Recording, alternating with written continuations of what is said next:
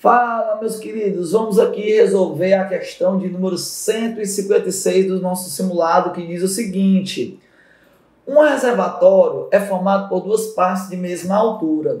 No topo desse reservatório, que estava inicialmente vazio, foi ligada uma torneira que verte água para dentro dele com vazão constante. O gráfico mostra a altura H da água no reservatório em função do tempo T decorrido do seu enchimento até a borda superior. Está aqui o gráfico da função altura, né, em relação ao tempo. Aí ele diz: de acordo com o gráfico, o formato possível desse reservatório é... Observe que esse reservatório aqui é formado por dois cilindros, o tronco de um cone e um cilindro. Da mesma forma, o tronco de um cone e um cilindro, invertido aqui a posição. Só um cone e só um cilindro já deitado. Então, qual é a dica que eu dou para vocês? É perceber que esse gráfico aqui, ó, ele não é constante. Se ele não é constante, então não pode ser um cilindro. Porque a gente deve lembrar que o enchimento de um cilindro vai ser uma reta constante, certo? Agora, se fosse o enchimento de um cone, com o vértice para baixo, ele enche mais rápido, atinge uma altura mais rápido, né, maior na base, e quando vai indo para a parte superior, ele leva mais tempo para atingir essa mesma altura.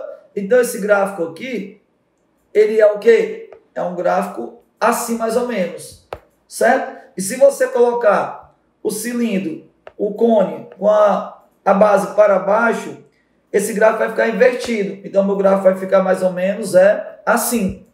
Então qual é a dica que eu dou para vocês? Observar que nesse primeiro intervalo, ele enche de maneira o quê? Rápida, ele cresce mais rápido. E nesse segundo intervalo aqui, ele vai tendo uma desaceleração. Ele vai ficando um pouco mais devagar. Então, a gente diz que nesse trecho aqui, ó, o cilindro é mais estreito. Ele é mais estreito. A figura que você tem que analisar. E nesse outro intervalo aqui, ó, a figura ela é o quê? Mais larga. Porque ela diminui o crescimento dela. Então aqui, ó, vai sendo de maneira rápida e depois vai desacelerando. Até que praticamente aqui dá uma parte quase que constante, né?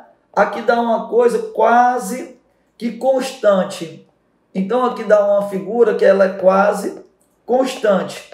Aí se você analisar bem, nesse segundo intervalo, aqui, ó, ele começa crescendo de maneira o quê? Devagar. Então é porque a figura é o quê?